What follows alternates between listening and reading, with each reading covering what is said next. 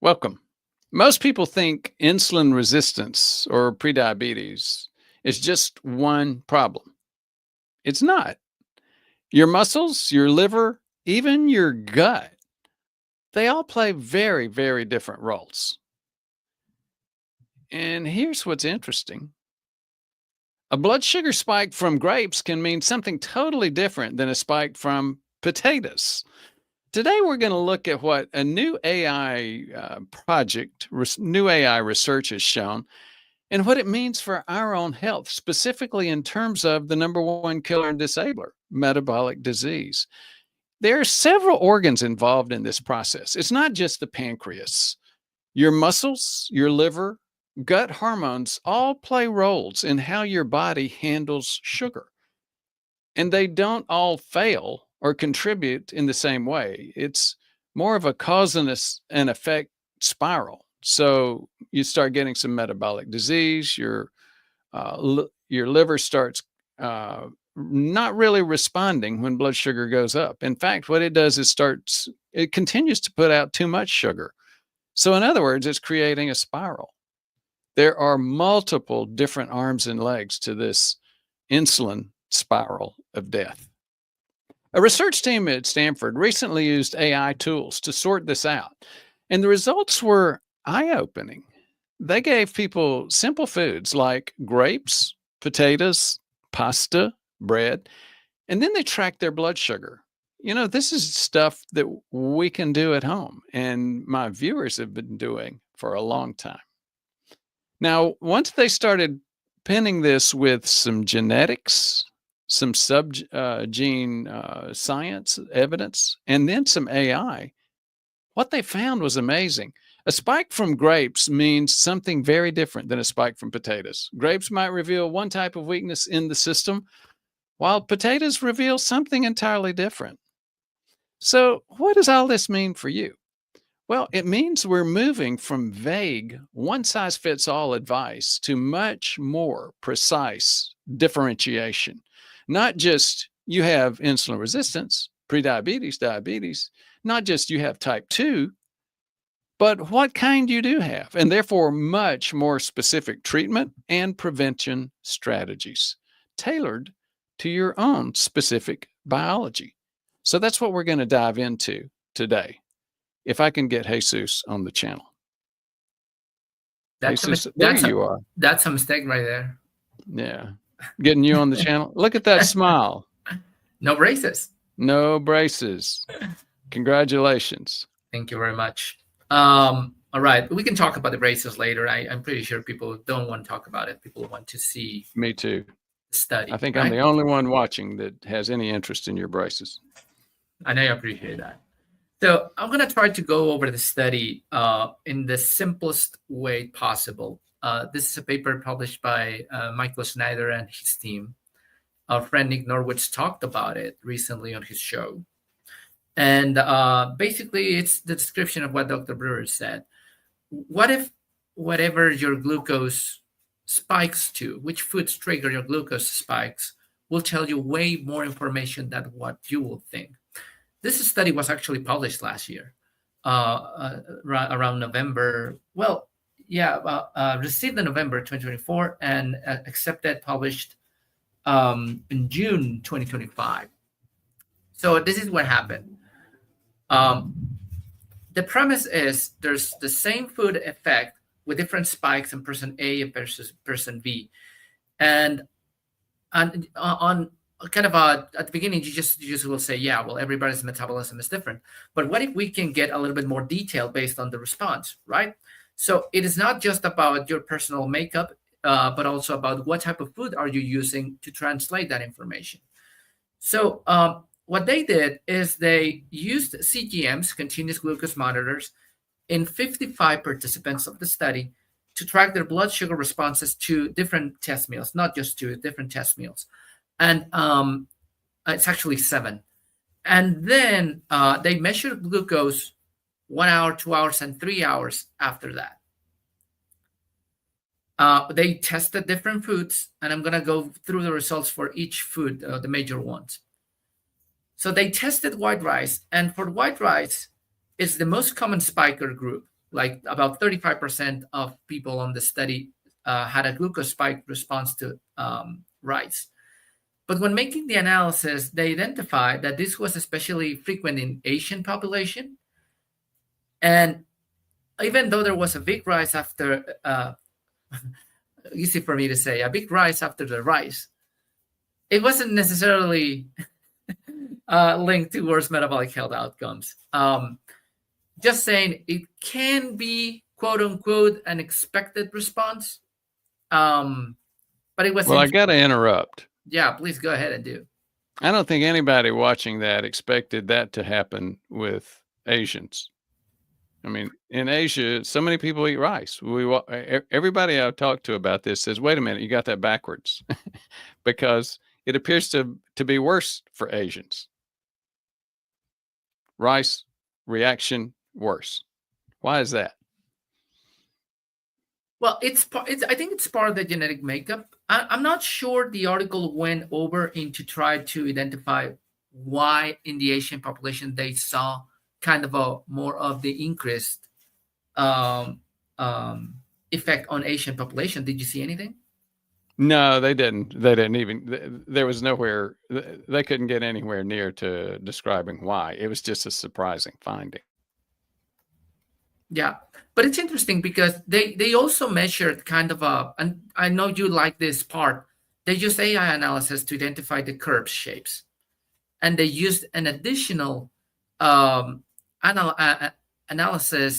which they call metabolomics, which is something Dr. Snyder has been working for a couple of years now, to kind of identify if this really translates into insulin resistance. And it's not necessarily the case. And that's the whole point. And we're going to go back to that specific meaning on if you do get a blood glucose rise when eating rice.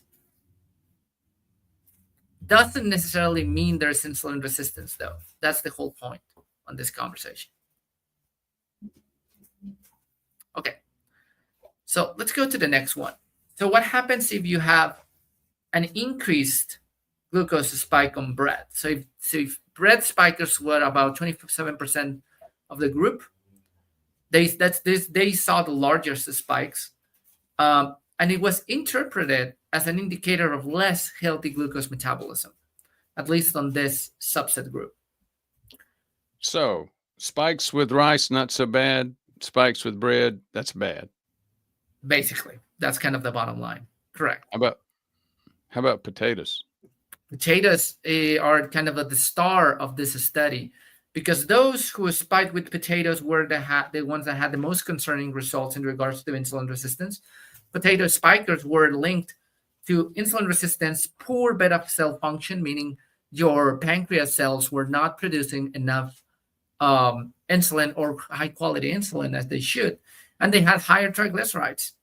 So the interpretation of this study was potato spikes are actually an early warning of metabolic disease. Then you have grape spikers. So those who basically most of the participants actually spiked their blood glucose after eating grapes. But it was interesting because there was a quick rise and a quick downfall. And even though it's known that grapes do increase glucose, when they analyzed the other biomarkers from these populations, they identified that actually even insulin-sensitive people had spiked the glucose. So it was kind of a glucose on a pure form that will cause an insulin spike and a glucose spike, but it was not as damaging. It was not as damaging as the other ones, so to say. Well, it was an expected response. Yeah, you wonder how much of that's because it's fructose, and how much of it is something else. Well, maybe, but on the glucose, like they were not measuring fructose spike, right? But it's interesting because even though there might be some fructose, there was no sign of liver damage on people who had a spike response to grapes. So because basically what they're saying is they're comparing the metabolic health from a group and saying, okay, we know who is insulin sensitive, we know who is insulin resistant. Let's see what happens with the foods they eat. So even insulin sensitive people had a spike with grapes. That's the whole point. Then you have beans and berries. So beans and berries are actually the lowest glucose response from across all foods, and they're considered metabolic safe foods in regards to glucose and insulin response. No participant spiked on most of these. That was the point. I know you might have a thought to say about lentils and lectins and all that stuff, but we're talking glucose only. And this is, at least berries is something that you do recommend as a glucose, antioxidants, and other nutrient source, isn't it? Oh, yeah. I personally eat a lot of beans. I eat a lot of berries. Always have. Fantastic. And basically, the end-all conclusion of the study, so to say, is, as Dr. Brewer said on the intro, insulin resistance is not black and white. We know there's type 1 diabetes, type 2 diabetes. There are conversations on type 3 diabetes, type 4, type 5.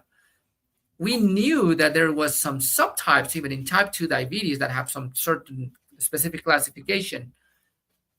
But in the point of how the insulin resistance and diabetes problem comes to be, there are certain mechanisms on your physiology that lead you to the same conclusion of high blood sugar.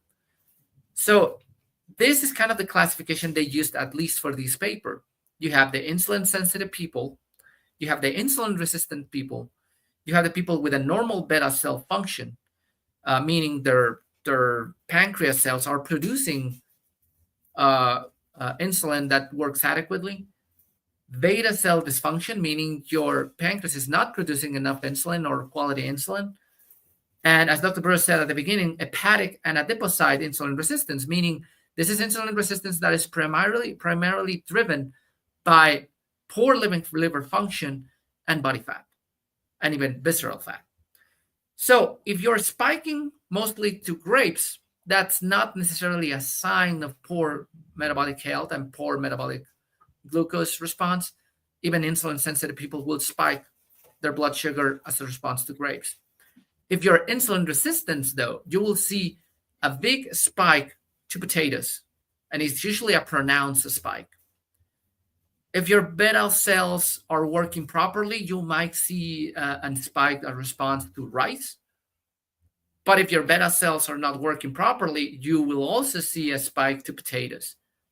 And this one can be even more pronounced compared to the insulin resistance.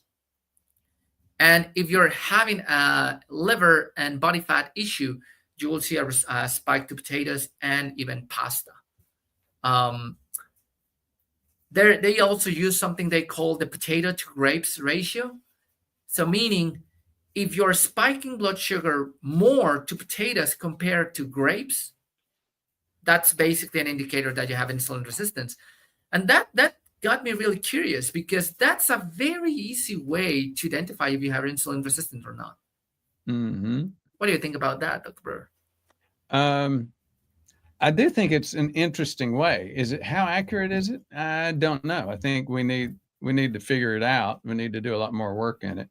As you know, again, our viewers and our patients and ourselves, we do a whole lot of CGM work, always have, continuous glucose monitoring work. And to me, it's like, that's, you and I had a couple of disconnects when we discussed this one. One was whether or not they were using AI at all. And the other was the second thing. Let's go back before we talk about the AI business. And before we talk about, is there a time coming when you can do a CGM, do a glucose challenge on your Libre at home or your Dexcom, plug it into your plug it into your Chat GPT or some AI, and then get this kind of detail? You know, I hate to be overly optimistic, because part of me would say you should theoretically be able to get to that point within a year. On the other hand, as we've said, we told our story about AI, our own AI project last last week. We've been working on ours for a year. We got it all up in programming within a week, but you can't get it ready for prime time. There's struggles getting it robust enough to be able to work. So theoretically, you would think you could get these things up and rolling fairly quickly. In terms of actually making them work, that's going to be a problem, likely to be a problem, just because AI is robust AI is a problem right now. But let's go back to that last slide. I think there's another interesting disconnect that you and I had. And I hate to admit it, you may want to record this part. I think you might be right. It's when we were talking about rice versus potatoes and normal beta cell function versus beta cell dysfunction. I wonder if you were right when you said, look, Ford, this is something we've known about forever. We just call it stages of diabetes. In other words, pancreatic fatigue.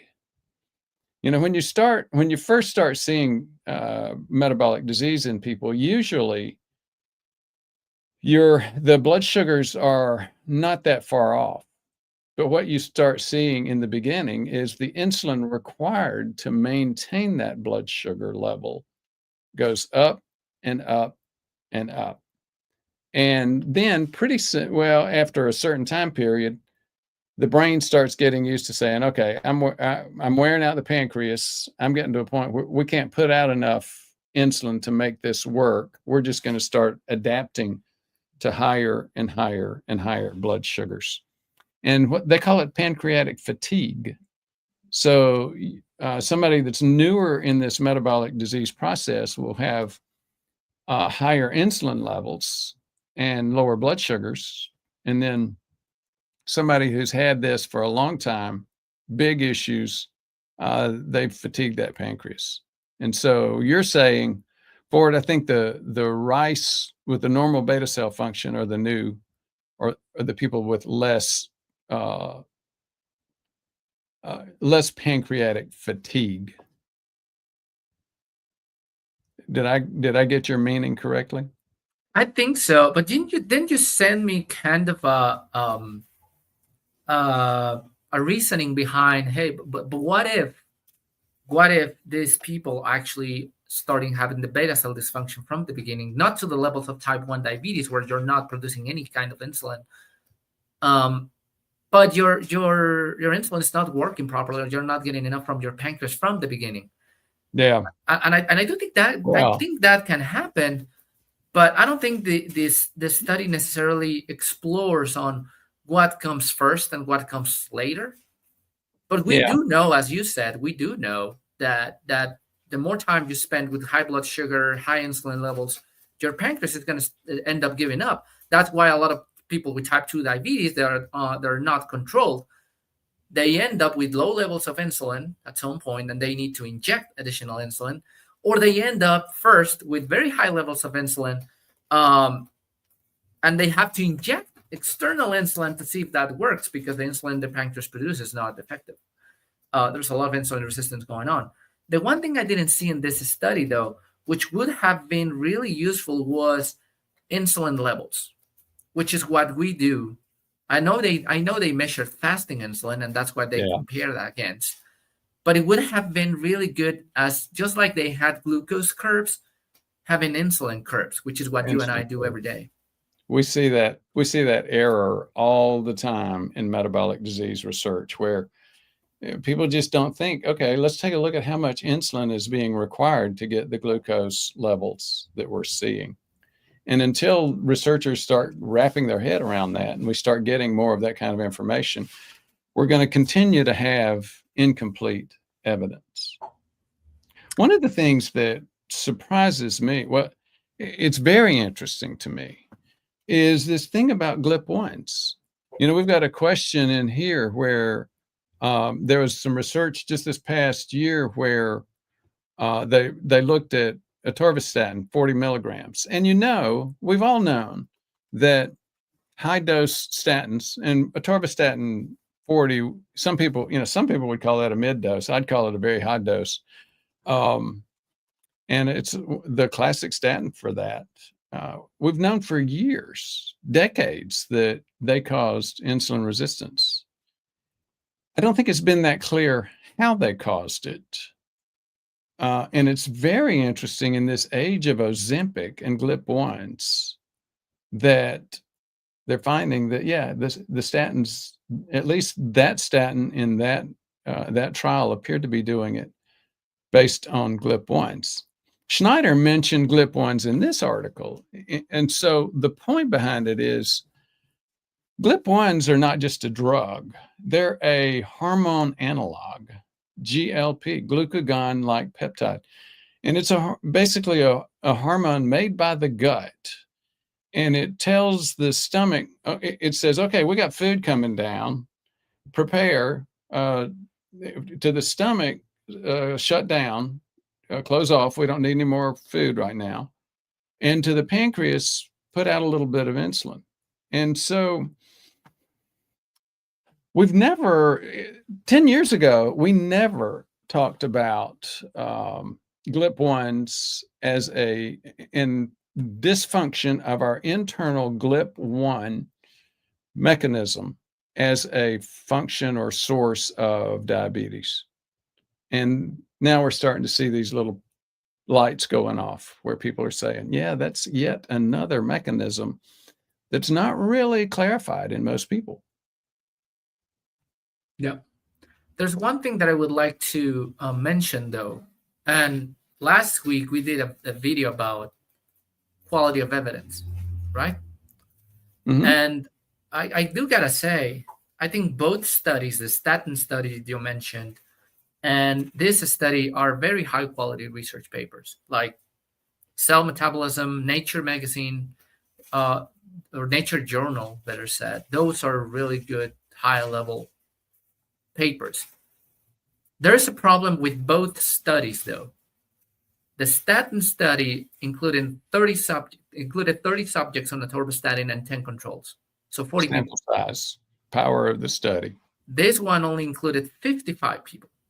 Yeah. Right? So the limitations are, okay, when do you translate this information into something that can be applied to everybody? Can we say with 100% reassurance that the effect that they saw on those 30 subjects on atorvastatin 40 on GLP-1 is the same effect that you're going to see with rosuvastatin 5 or rosuvastatin 2.5? You don't know until you test it. But that can give you, I will go to the answer you just gave. It gives you a mechanistic theory on why statins increase insulin resistance, which makes sense. Now, for this one, specifically on the glucose testing, can you extrapolate the results of this 55 people to all the population? Maybe yes, maybe not. That's why you need to test it for yourself. And we have been advocating for that, like use a CGM, use a glucose monitor, test different foods, see what happens to your blood sugar. It will be interesting to me to see people start doing the potato versus grapes comparison. And I think that could be a good proxy for them to know, hey, do I have a problem? It's a good screening that is easy to do. You just track your glucose after eating that thing for 1, 2, or 3 hours. And they use 50 grams.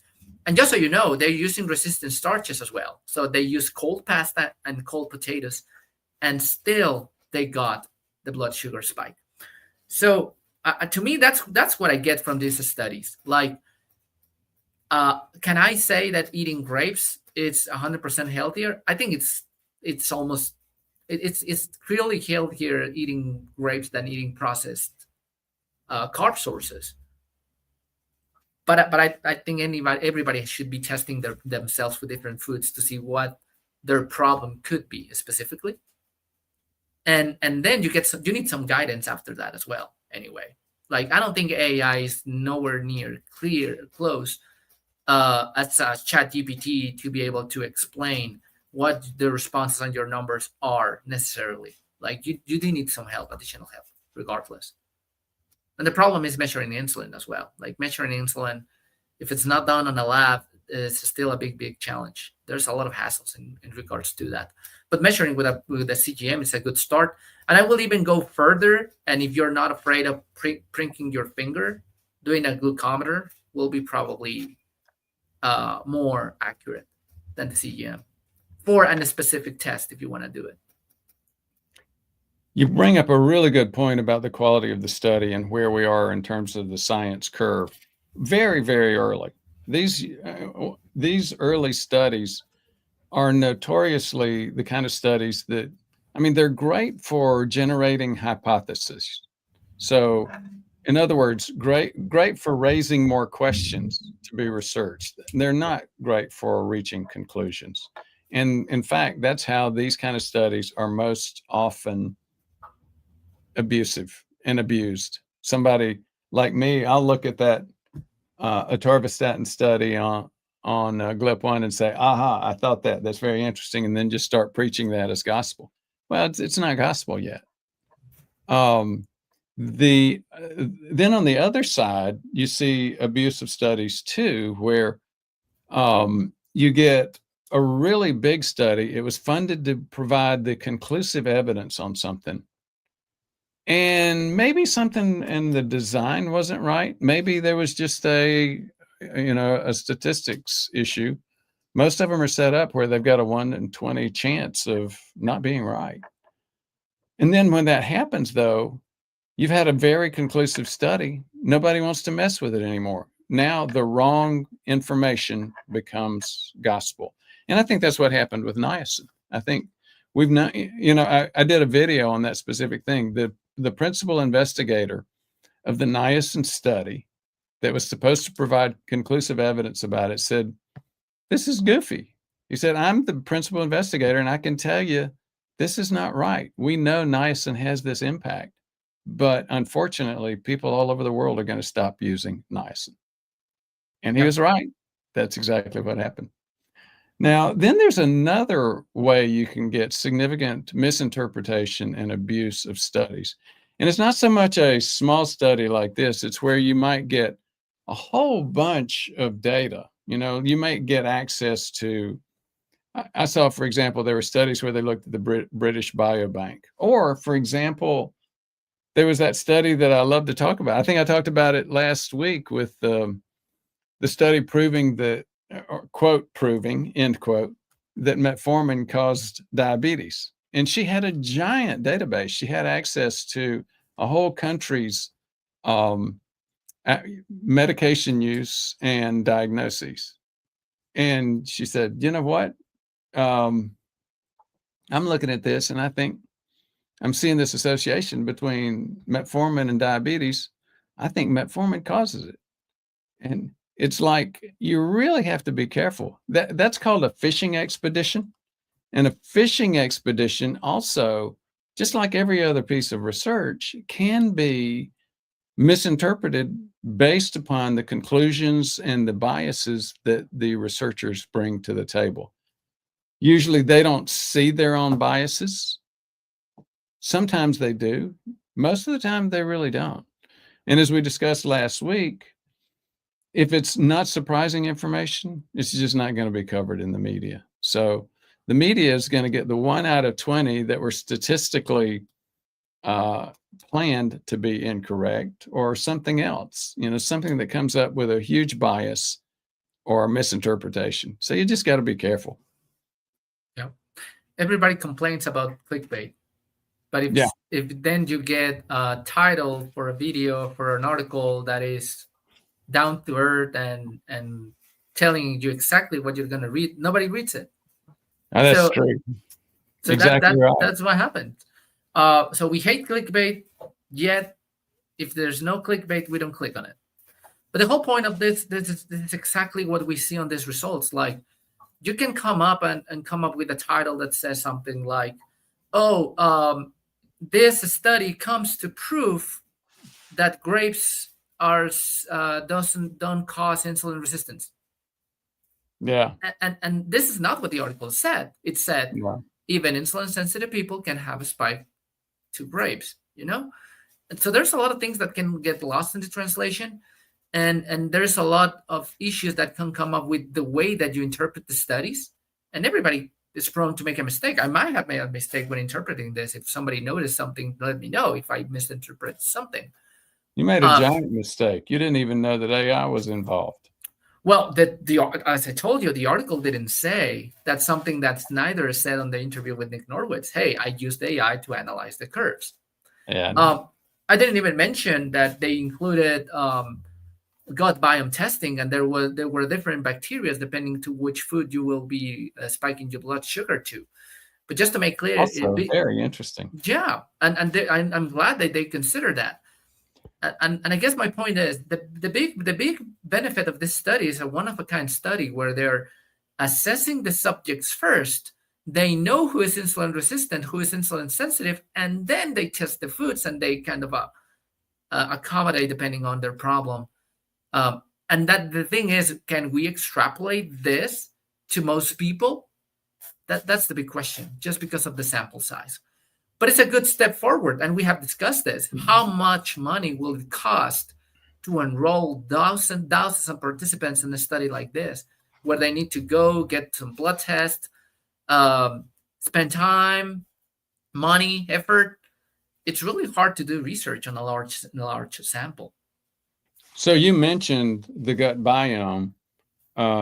There's a whole bunch of things there: metabolomics, biomics, proteomics, lipidomics. Genomics. What are all those things? What do all those things mean? It's very specific. Like I gotta be honest. I'm always honest. The first time I heard that was during that interview with Nick, and then I went into the article. And I think that, I don't know if Dr. Snyder coined that term. I don't know.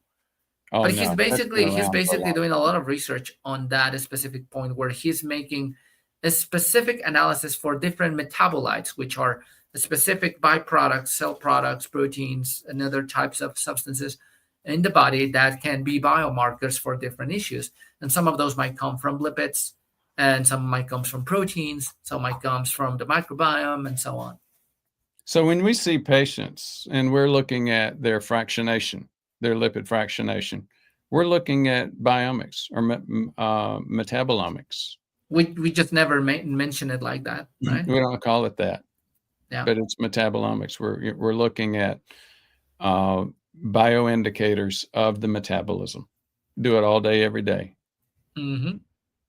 Yeah, and I think despite the challenges of the glucose tolerance test and the insulin response, I do think that's the best test still to identify insulin resistance.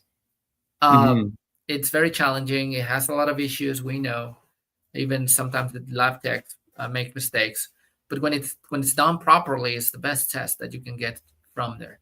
This even proves to show that using a CGM, even though you can use CGM numbers to make a diagnosis of diabetes, though, like that's not standardized yet for that purpose, you can even get way more information with the CGM and doing this 50 grams of different foods, exercise at home, test at home, and get even better results than just doing fasting glucose or fasting A1C.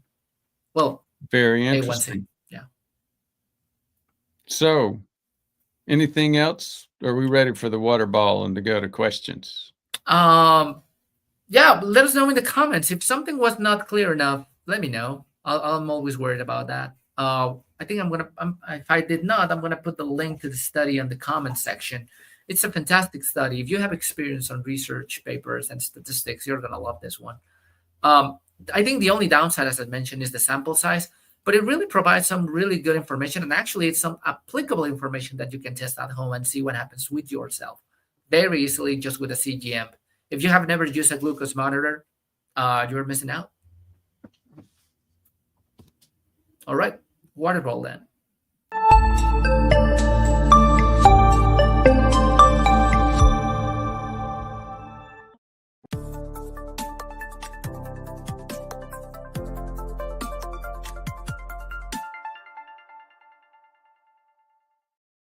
So there's one thing, and I want to highlight this comment.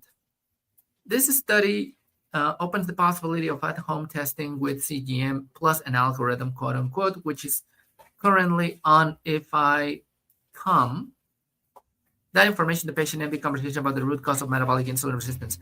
So that's something very interesting that's happening. We kind of tried doing that with a metabolic risk assessment kit, right? And we still have it on sale. We're just not promoting that much because it's a complicated test for people sometimes to get their head around.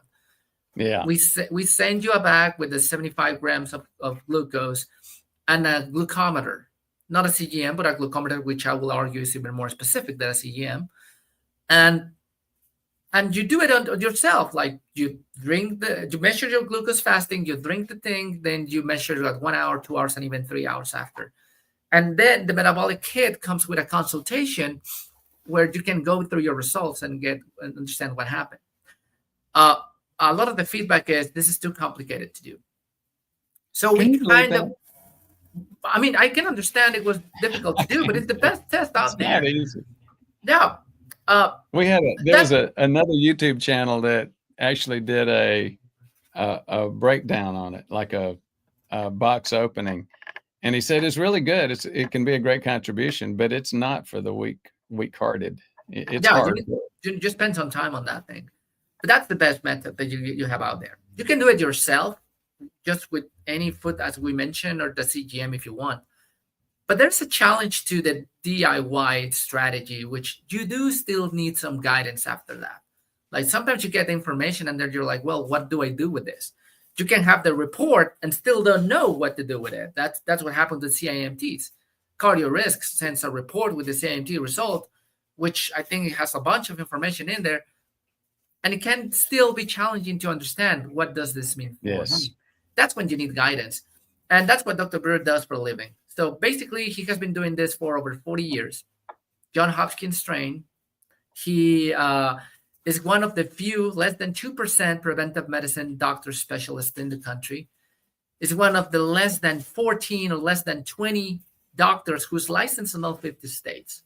But he can be everywhere. So what he did is he created this group of health coaches and nurse practitioners to help you out getting the help you need and understanding your results and what to do about it. So if you're interested in getting like a more personalized preventive medicine, metabolic health oriented type of care, call us at 859-721-1414. We'll be happy to help you out. We have different programs. One of them might fit your needs. And if you are still doing a lot of good job on your own, but you're still dealing with, I can't lose the extra pounds, and I'm not understanding what my blood sugar is still too high. My cholesterol is still high. Should I be worried or not? Do I have arterial plaque or not? Should I be taking a statin or not? We can help you with all those problems. Just call us. And the second part is if you're not ready to become a patient, then call us and get into any of the programs. You can always just go into the description and we have a link with a 7-step heart attack prevention protocol Dr. Brewer developed, which is a good starting point if you want to do something about your health. And you might find something in there that you haven't done yet. And that's the only step that you need to do and move on. All right. Do you have any additional thing that you wanna mention? I was going to say, you sounded like you were getting into a sales pitch there. I'm impressed. And just this is between you and I, only those who are watching the show, nobody else. I was with something. I think Dr. you and I feel guilty sometimes about promoting, like we're not salesmen. No, we're not. But the thing is, we believe the service we're providing is a one-of-a-kind service. It is. So much so on that if you go into Dr.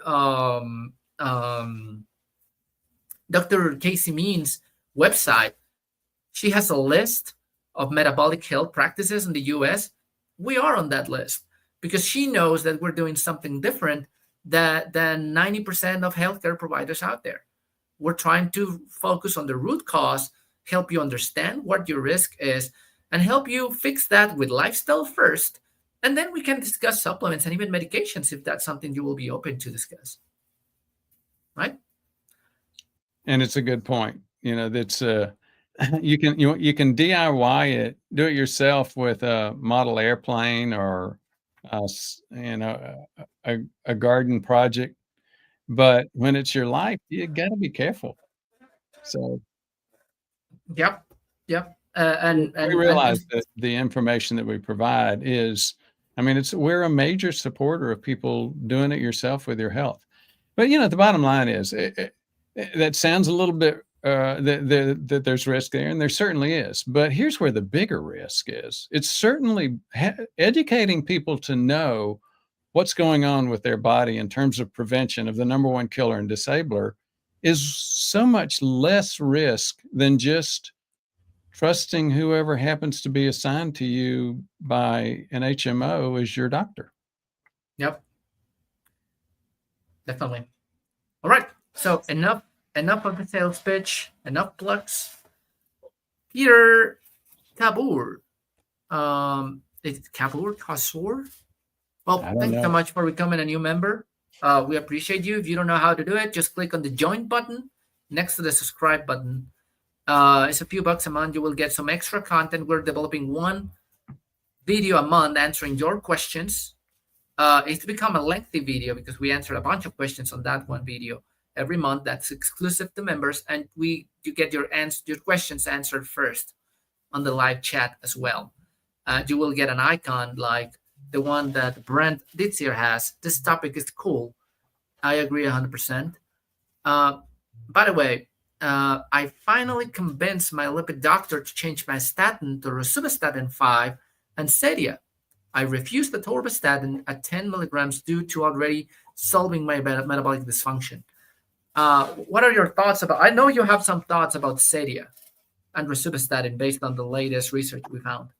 Yeah, I used to feel like Zetia caused too much. But before I answer that, let me just make a comment to Chris Paulina. Is it on the screen? Oh, you have it right. Okay. Chris, I don't know if you saw me just a second ago. I took a picture of the screen. I did a low-tech version. I could have done a screenshot off the computer, but I don't know how to do that while we're doing all this. But I took a picture, and I'm sending that to our team to tell them, hey, this guy's asking for some information, and he's not getting it. So hopefully we'll be able to sort that out for you. And I'm putting the email on the chat as well. If you send us an email, info@preventhealth.com, I think they can help you out there as well.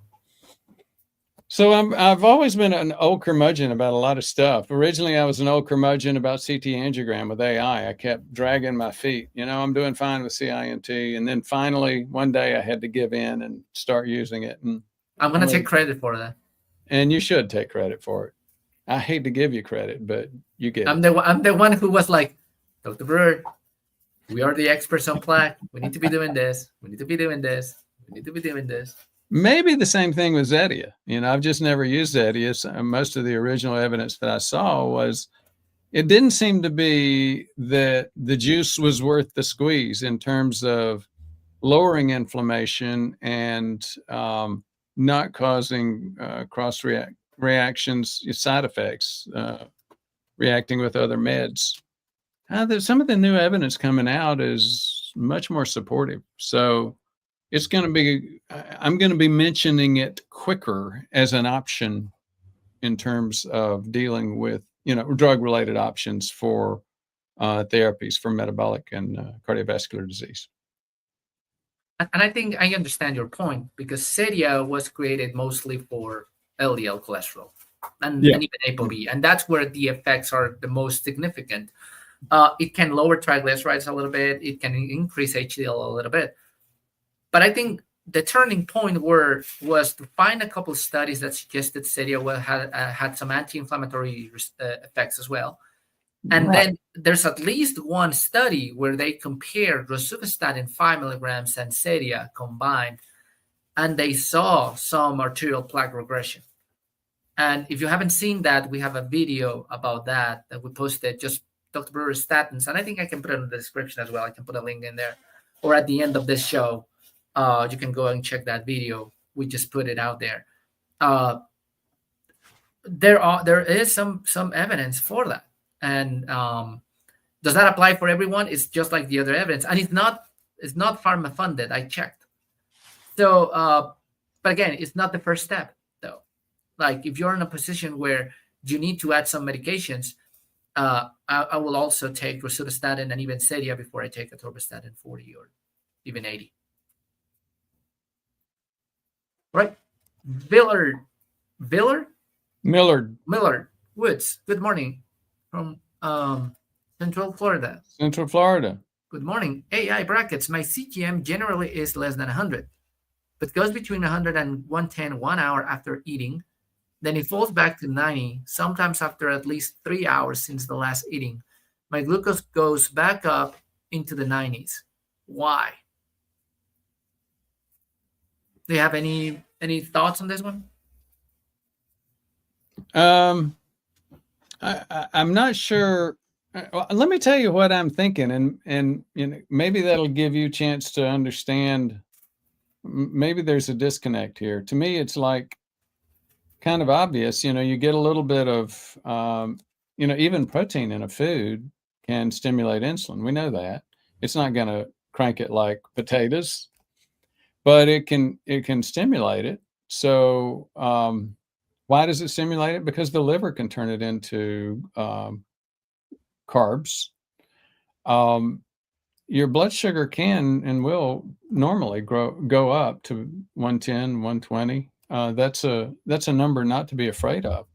I have plenty of people who have blood sugars. When we test it using a CGM, using a glucose tolerance test, you hit it with 100 grams or 75 grams of glucose, it'll shoot up to 350. They routinely have kept their blood sugars down to about 120, even post-meal.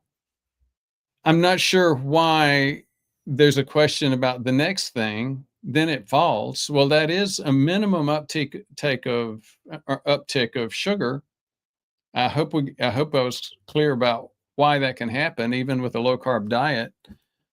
Then you get some release of insulin, and release of insulin is going to cause you to have some decrease in sugar level. I think that's what you're describing, AI brackets, is exactly what we want people to get to. That's the kind of response where you see people healing their cardiovascular plaque. Yep. If you're eating a low carb food and your blood sugar spikes to 110, that's really natural. I don't see a big problem with it. And it's not going to cause inflammation. Nope. And if you're eating a high carb food and you're spiking to 110, like, man, congratulations, your insulin levels are your insulin is working fantastically. Yeah, you're doing great. Yeah. Not to say that you can tolerate that for the rest of your life if you're eating high carbs and not spiking blood sugar. That would be a mistake, because that's how this problem starts. But it means that at this point, you're in a good position. The thing about having blood sugar levels around 90, about 100, even if you're doing keto, there's one thing we need to understand. And this is something Dr. Brewer taught me. Blood sugar, we know, is the principal energy source because it's used very quickly. You can use it as fast as you need to. And that's because an excess of glucose will damage the artery wall. So the body knows, I need to use this just as quick fuel. I cannot be carrying this around because it's going to be causing damage. When you're doing keto, your blood sugar still had to be at some threshold. You need to have that energy source available just in case you need it. And if you're not eating it from your food sources, you're eating mostly fat and protein, your liver is going to start turning some of that into glucose. So that's why you still can have some additional increased levels of glucose, even if it's not 100, if it's 80 or 90. This is glucose your liver is creating to maintain those levels in your bloodstream in case you need it. So that's what happens. And there's one thing that I forgot to mention, Dr. Brewer, and I want to do it right now. This is very important, so please pay attention. We have been promoting a new project, and I think you should be interested in it if you're looking to get some access to Dr. Brewer. We already have 2 candidates for the Dallas area. We're going to be going there on the October 11th to the 14th, I believe. Then we're going to go to Phoenix. So this is part of the new Dr. Brewer's house call project, where he will go to your house, see what you're doing correctly, what you're doing wrong, and we're going to be recording the whole thing. If you're interested in this project and you live on the live near the Phoenix, Arizona area, we're going to be going there on September the 16th to the 19th. So we have 2 spots for anyone who lives on Phoenix, Arizona or nearby and is interested in getting access to Dr. Brewer for this specific project. You don't need to call. You just go into the description. We have a form in there. Fill it out. Applications close on Monday the 22nd. So this is a one-in-a-lifetime opportunity to get access to Dr. Brewer for a new project. We want to expand the word in different ways, and one of those is creating this kind of I don't want to say reality show, because it's not a reality show. It's more like an in-house call where Dr. Brewer goes ahead and explain how to change your life if you haven't been able to do so, if you're dealing with obesity, heart disease, high cholesterol, etc., etc. Any comments on that before I go to the next question? Yeah, we covered that. I think I'm not sure where you covered it, but we started getting calls in our to our sales group saying, "Hey, I want to come get the free consult, and I'll just fly up to Phoenix to get it." That's not really what this is about. This is actually doing a video where we're sharing. You have to agree to share what's going on in your life, your lifestyle, things like that. We'll go take a look in your refrigerator, your pantry, talk with you and your spouse about your lifestyle habits, and maybe uncover some things and talk about some things that often happen with all of us. So you can't really fly up to Phoenix to show us, what's going on with your lifestyle. This is not just about a free consult. This is about, again, the house call project. Yes. So this is the house call project. You don't need to call. Aspen, let's put that down, the phone number. The phone number is for you if you want to become a patient. This is all telemedicine based for the patient thing. For this specific house call project, the only thing to access to that, go to the link in the description and apply. Applications close on September the 22nd. That's it. All right, let's go to the next one. And I forgot to mention, I should have done that before. Take ADSR. So I had this week with words. How about NO? Between the N and an O was a Tony the Tiger.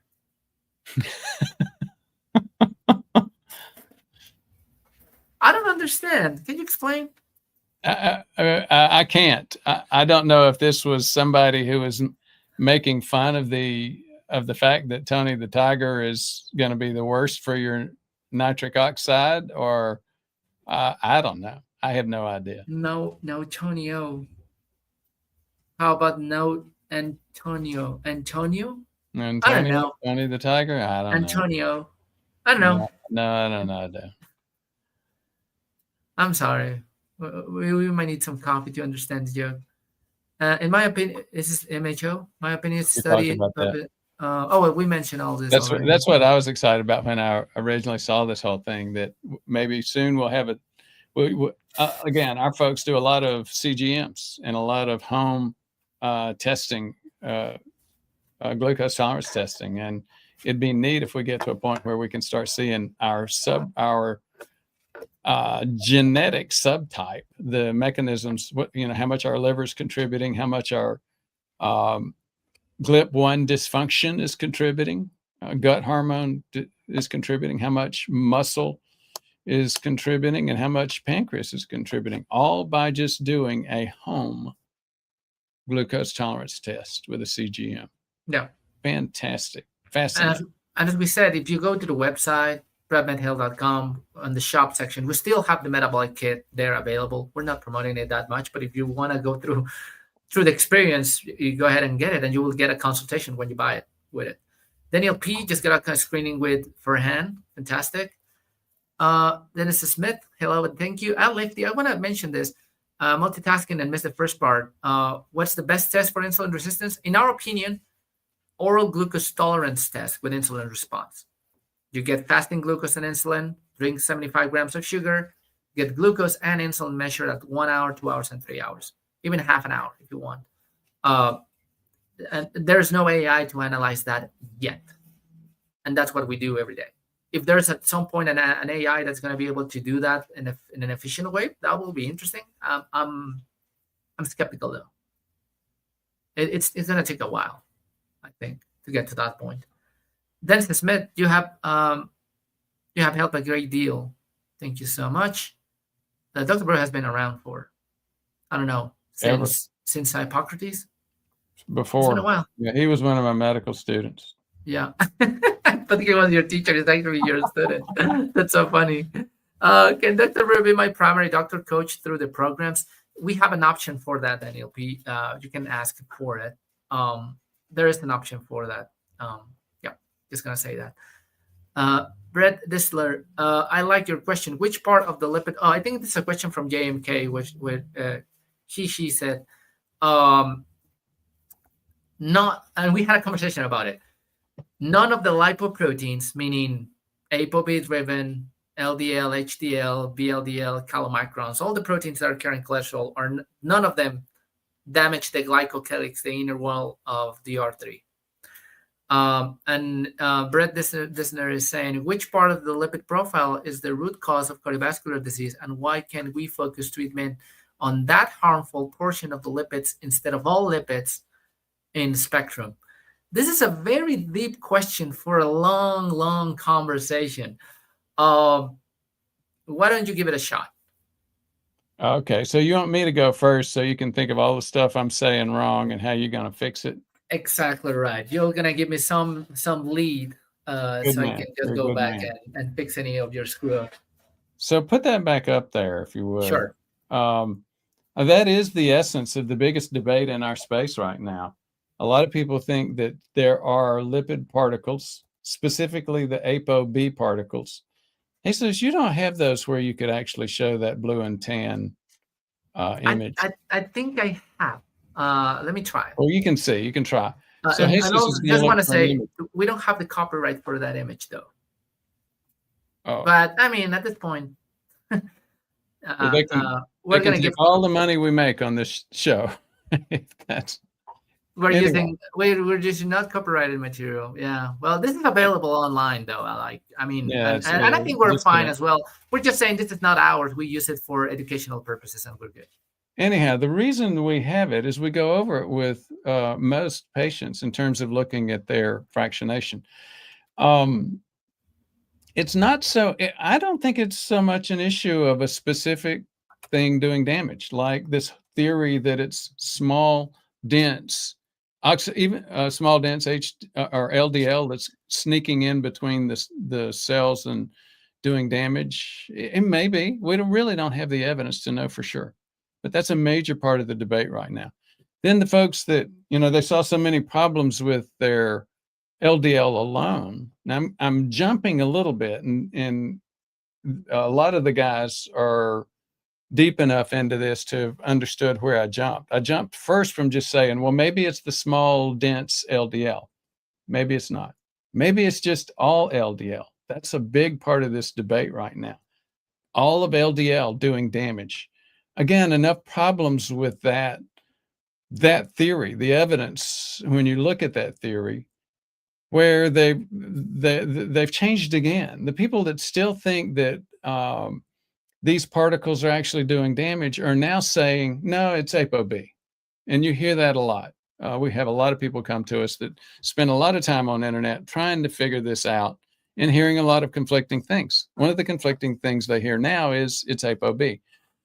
Peter Attia, to his credit, has had a couple of the really big guys in that space. Tom Schneiderman's one of them. And if you read Tom Schneiderman's article on ApoB, one of the things he says, I mean, there's several things in that article that I agree 100% with.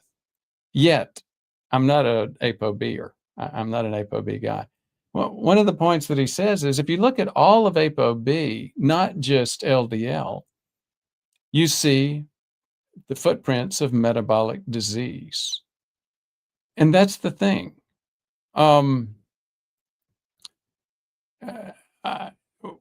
if you start saying, okay, we're looking at metabolic disease, you start going into the other side of this argument.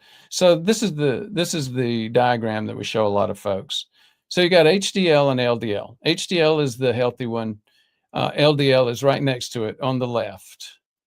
And another thing to note is that ApoA1 is this black bar underneath is showing what the black covering on these particles. In HDL, it's ApoA1. In LDL, LP(a), IDL, VLDL, and chylomicron remnant, it's all ApoB. And with LP(a), it's that Kringle repeats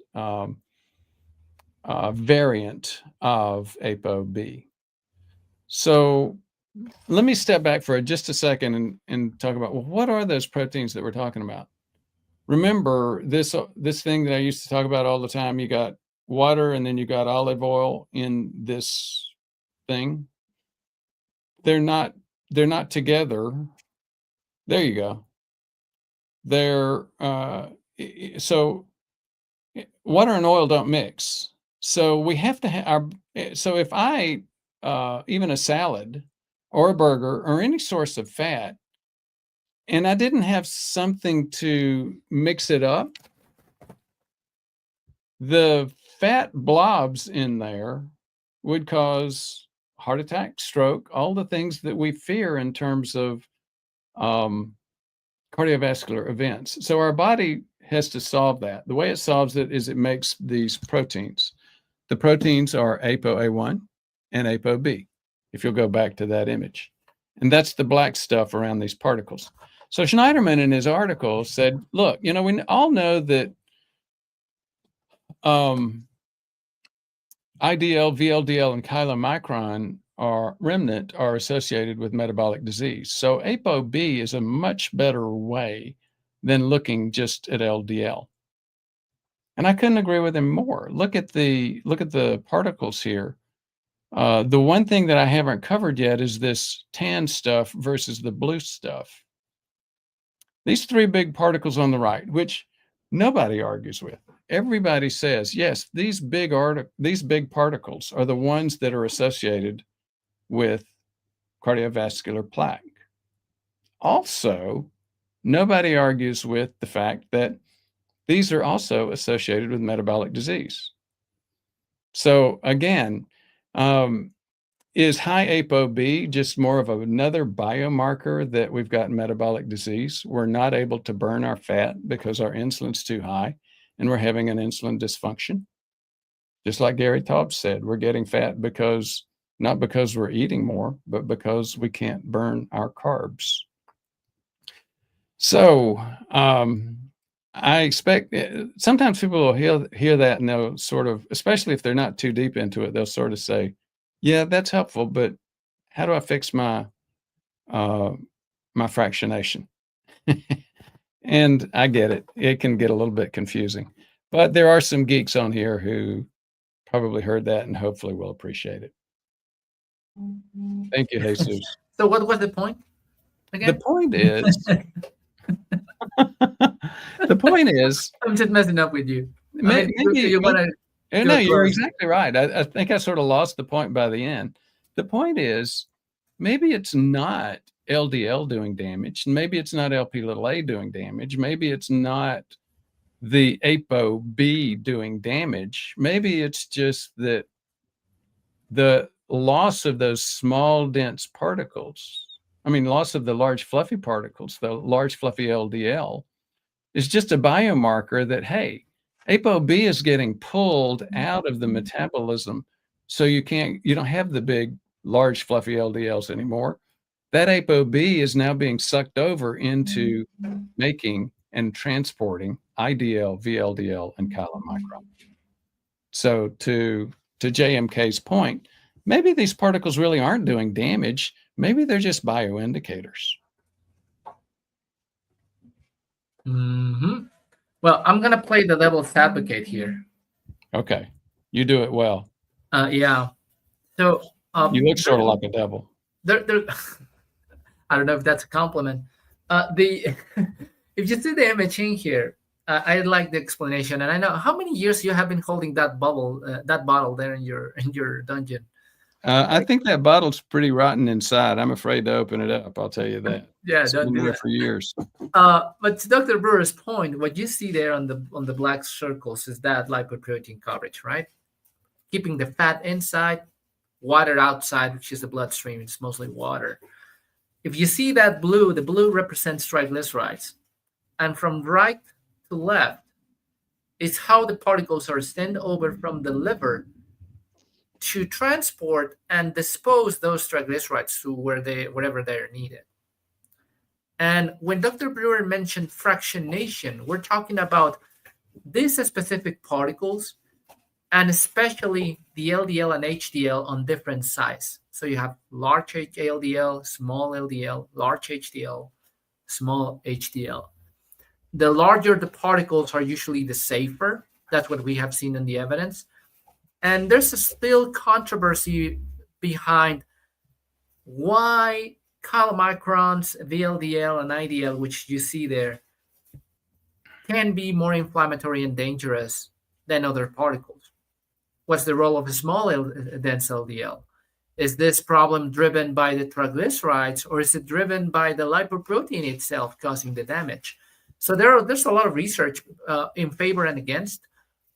And if I play the devil's advocate just by looking at the paper and the research, and we have seen with some patients, there is an argument to be made that there's no doubt that these are indicators. If you have poor metabolic health, you're going to have triglycerides on the roof, and you're going to need more lipoproteins to transport all of those triglycerides that you have in excess. But I think there's also a point to be made that even if we don't think that the lipoproteins and the ApoB are causing the clogs and the damage primarily, and they're not the main cause of heart disease, I'll argue that if there is already some inflammation, there's insulin resistance, there's metabolic disease, they can increase or perpetuate any inflammatory response that you might have there. Like you have an inner layer of your artery wall that is already so susceptible of getting additional damage from this. I saw a recent video from our friend Gil Corballo where he said, guys, like there's a clear misunderstanding. You see a lot of the internet that inflammation comes first and then the lipid particles come here and cause the damage. No. There's no doubt that is the particles that cause the inflammation in the first place. And I think that's a thing where we're not going to be agreeing on. Like, even I don't know how he knows that. Exactly. Like we're looking at the same evidence, and I came to the opposite conclusion. Exactly. So even if there's mechanistic studies on mice or on lab that show that these lipoproteins can induce inflammation, all the physiopathology books are just repeating the same thing, where they said, oh, let's put a graph in there that says, yes, the first step to atherosclerosis is an oxidized LDL particle. And I think we can challenge that. We have enough resources now to challenge that assumption. It's just the research is hard to do. And there's evidence that insulin and glucose damage the glycocalyx and the inner layer of the artery wall and cause inflammation. So what would have happened if those studies came first before the LDL hypothesis? We'll probably be on the opposite situation where we'll be saying, hey, guys, take a look at the lipoproteins and cholesterol as well. The whole thing reminds me of that joke about the guy that said, follow the money. So if it's the particles themselves, we can lower those with medications. We do that all the time, and it hasn't solved the problem. When people actually cure their metabolic disease or take their metabolic disease risk off the table, that cures the problem. So to me, it's pretty evident. Good. Dennis Smith, after talking to you on your last live, I believe, I found out that after I did work and lost the weight, I had a separate situation which came up as a result of what I thought was a lot of weight loss. Results of the MRI, speaking to my spinal surgeon yesterday, it is recommended that I have a spinal stenosis and that surgery is the only opportunity I have to correct it. Praise me for losing the weight and doing the work, and says I'll be way better off as a result of the end of the operation. Well, losing weight clearly benefits surgery outcomes as well, especially spine surgery. Do some foods give you a delayed reaction, have a higher glucose number? Well, this is a different question. Do some foods give you a delayed reaction, have a higher glucose number in the morning? Those are two separate things, isn't it? Like if you eat something, I mean, you have Yeah, these. some people in some situations. I hate to say it depends, but it depends.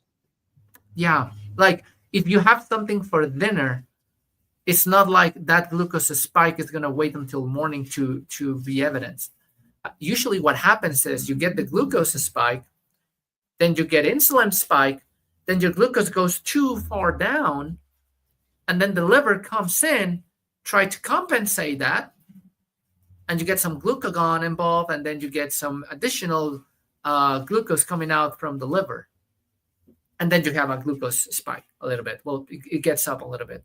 So that's usually what happens. That's kind of the roller coaster that you usually see. A couple of the, and I want, yeah, go ahead. Go ahead. No, and I just wanted to mention something in regards to the spinal stenosis. I don't think we mentioned that when we talked about leg cramps, and I think it's important to mention that leg cramps can be also caused by spinal issues, nerve compression from the back, and that's something that needs to be reviewed, and we didn't mention it at that time. So at least mentioning that now. You were about to say something in regards to the glucose. I forgot now. Okay, well, not surprised there. No, I just remembered. So again, we just did the first part of our video was how muscle receptivity to insulin varies, and not only between people, but in the same person, depending on their metabolic state. So does the liver's response to insulin.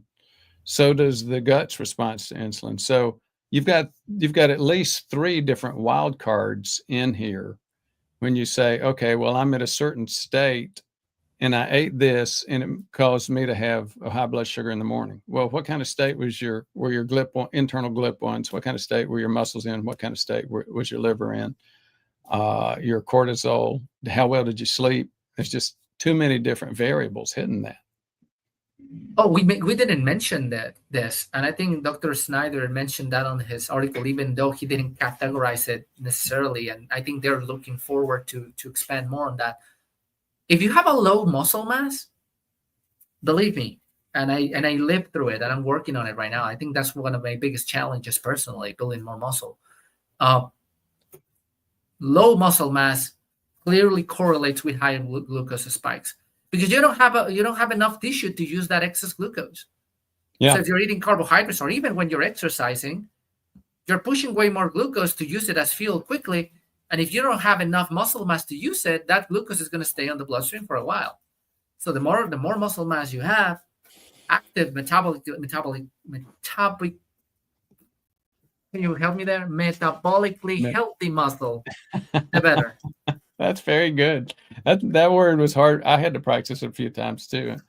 And English is my primary language. Oh man, English. You guys with English, I don't know how you do it. Spanish is so way easier and simpler. It is. High brackets. To clarify, there's a mini spike 3 hours after not eating. That's what we're saying. Like, you can have some of those as your liver tries to compensate and accommodate.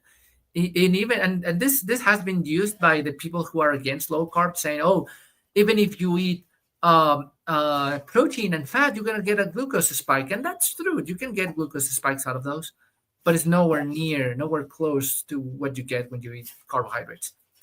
Despite your liver tries to accommodate and manage that.